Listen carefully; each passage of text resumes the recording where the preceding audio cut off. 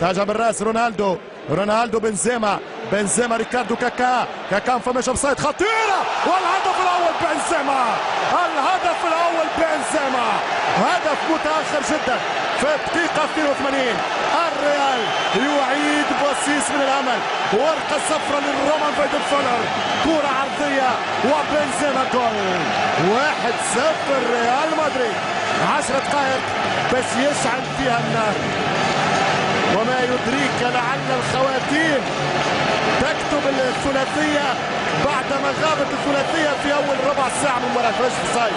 ما فيش اوفسايد قانوني، الهدف شرعي، الهدف كوره من ريكاردو كاكا، التوزيعه والعرضيه والزيل، الميم ولات فاء والفاء ولات هاء والضاد صارت طاء والصاد جات الى ركنيه، ما زالت العرضيه بنزيما يصدق رونالدو جولاتو راموس، سيرخيو راموس. مش معقول مالا سيناريو مهبول، سيناريو مجنون يا المرنجي.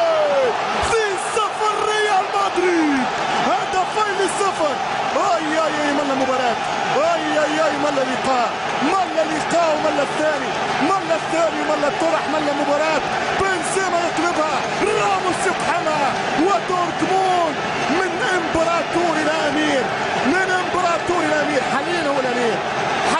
حذاري ان ترجع الى صفوف الشعب يا بروسيا دورتموند. هذه كرة الثاني.